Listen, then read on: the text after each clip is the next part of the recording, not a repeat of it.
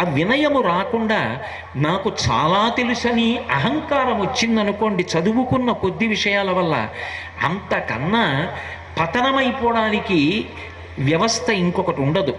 విద్య ఎప్పుడూ కూడా అహంకారమునకు కారణము కారాదు.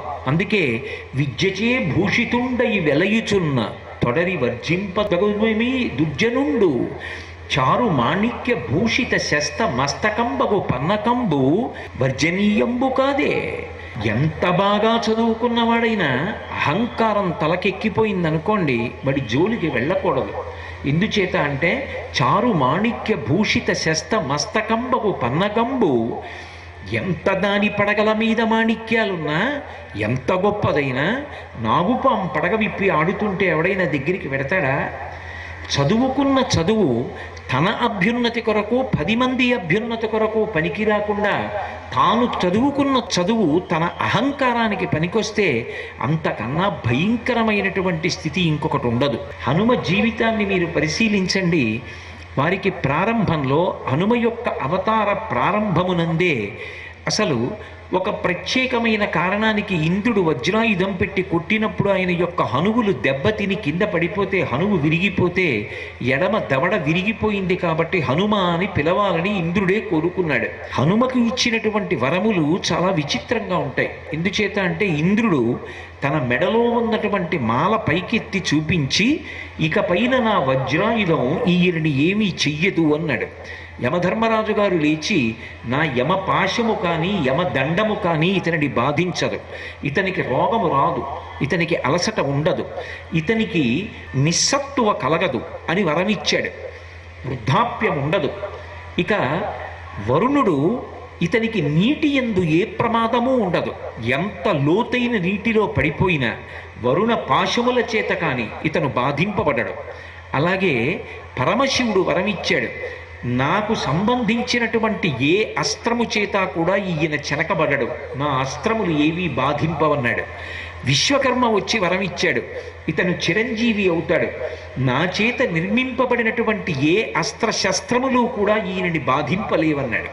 చతుర్ముఖ బ్రహ్మగారు వచ్చి ఒక మాట అన్నాడు, నా బ్రహ్మాస్త్రము కూడా ఈయనని బంధించదు, చెనకదు, బ్రహ్మదండము కూడా ఈయన జోలికి వెళ్ళలేదు. ఇంతమంది దేవతలు ఇన్ని రకాల వరాలు ఇస్తే సూర్యభగవానుడు ఒక విశేషం అన్నాడు. ఆయన అన్నాడు, ఇతనికి చదువుకోవలసినటువంటి వయసు వచ్చిన రోజున శాస్త్రం దాస్యామి ఏన వాంగ్మీ భవిష్యతి, నేనే ఇతనికి శాస్త్రం నేర్పుతాను, ఇతనికి నేను శాస్త్రం నేర్పి గురువునయ్యాననేటటువంటి కీర్తి నేను పొందుతాను. దాని వలన ఇతను ఏమవుతాడో తెలుసా? ఏనవాంగ్మీ భవిష్యతి. మాట్లాడేటటువంటి వాళ్ళందరిలోకి కూడా ఆదర్శనీయమైనటువంటి వ్యక్తిగా, అంత గొప్పగా మాట్లాడగలిగిన వాడిగా నా శిష్యుడు తయారవుతాడు. నా శిష్యుని యొక్క ప్రజ్ఞా పాఠవములు లోకమునందు స్థితింపబడినప్పుడు అటువంటి వ్యక్తికి నేను గురువునయ్యాను అని సంతోషిస్తాను అన్నాడు. అక్కడతో వదిలిపెట్టలేదు. దదామి శతికాం కలాం అన్నాడు. నా యొక్క తేజస్సులో, నా యొక్క ప్రకాశంలో 100వ వంతు నేను హనుమకి ధారపోసేస్తున్నాను.